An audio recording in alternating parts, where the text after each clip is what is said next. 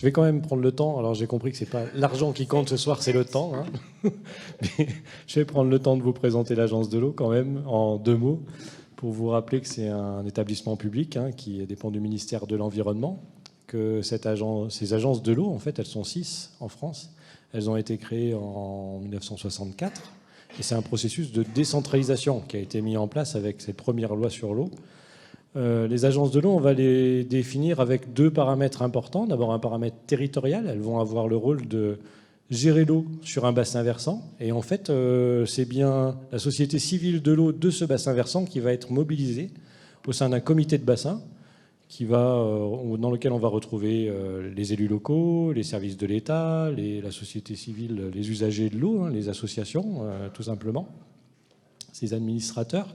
Ils vont discuter des objectifs qu'ils souhaitent se fixer sur la qualité de nos cours d'eau et mettre en place un schéma d'aménagement et de gestion des eaux, donc de la planification qui va nous permettre d'atteindre des objectifs pour nos rivières.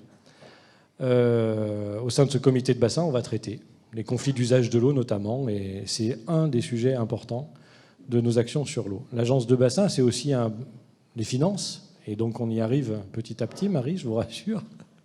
L'idée, c'est que c'est un concept qu'on connaît tous, pollueur-payeur. On va prélever un impôt sur les factures d'eau. Donc vous êtes, en tant que particulier, les principaux bailleurs de l'agence de l'eau, puisque sur vos factures d'eau, chacun, nous avons une petite ligne qui abonde au budget de l'agence.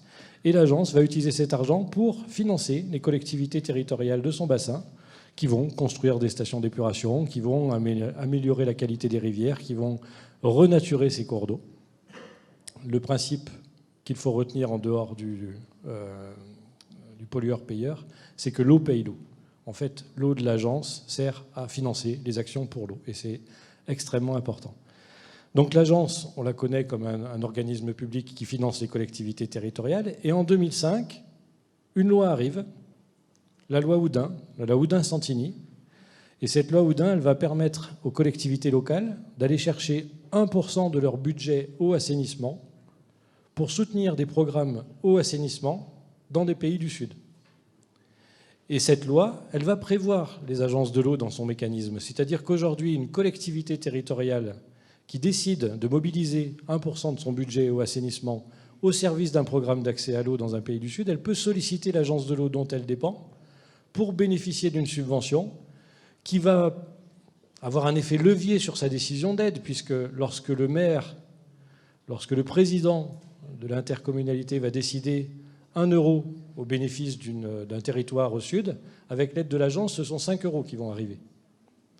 Donc on a un effet levier majeur qui va nous permettre de concevoir et de financer des projets, des programmes d'accès à l'eau dans des zones où on en a besoin. Alors, cette loi du 1%, nous on l'utilise de différentes façons. Alors, peut-être le premier point, c'est de rappeler que l'agence fait sa propre coopération. On va essayer de promouvoir notre gestion de l'eau à la française sur des territoires pour lesquels il y a des problèmes de gestion intégrée des ressources en eau, donc une approche globale qui était un peu déséquilibrée. On va intervenir pour l'agence de l'eau Rhône-Méditerranée-Corse vers le bassin méditerranéen, puisque le Rhône est contributeur à la qualité des eaux de la Méditerranée, vers Madagascar, un territoire francophone aussi, celui-là. Et puis au Togo-Bénin, on en parlait tout à l'heure et c'est le sujet du jour, mais on a contribué à la mise en place de l'agence de bassin du Mono, qui est une agence transfrontalière entre de ce petit fleuve qui prend sa source au Togo et qui se rejette dans l'océan au Bénin. Donc notre propre coopération, mais aussi le financement des coopérations des collectivités locales. Et donc, avec un mécanisme relativement simple, vous avez une collectivité locale qui a un programme d'accès à l'eau, d'accès à l'assainissement, d'accès à l'hygiène, pour des populations du Sud. On est clairement en face de l'objectif du développement durable numéro 6. On va pouvoir déposer un dossier de demande d'aide à l'agence et ce dossier va être financé, présenté aux instances et financé. Alors, aussi paradoxalement que ça puisse paraître, mais la réalisation technique du dossier, ce n'est pas forcément ce qui nous importe le plus.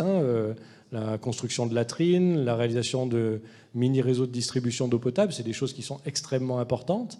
Mais ce sur le quoi on va insister en termes de demande pour qualifier le dossier et pour assurer sa pérennité, c'est sur tout le processus de gouvernance qui va être prévu pour assurer la maintenance, pour assurer la tarification du service de l'eau, pour assurer la durabilité du projet. Des bornes fontaines fantômes, on en a plein en Afrique et c'est vraiment quelque chose que l'on ne veut plus aujourd'hui. Il faut que ça soit un projet dont les populations s'emparent et dont les populations assurent la gestion durable. Donc c'est vraiment le sujet qui est important.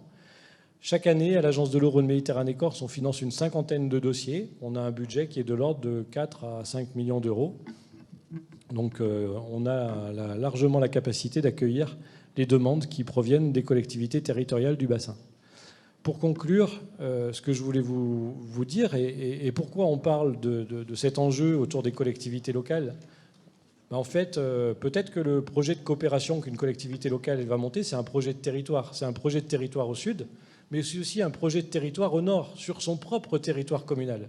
Parce que sur son territoire communal, elle peut trouver des associations, elle peut trouver des entreprises qui ont des équipements qui peuvent lui servir dans la réalisation de son projet pour faciliter l'accès à l'eau durable des populations du Sud. Donc il nous semblait important d'être présent aujourd'hui pour rappeler ces mécanismes de coopération et ces possibilités de financement au service des populations.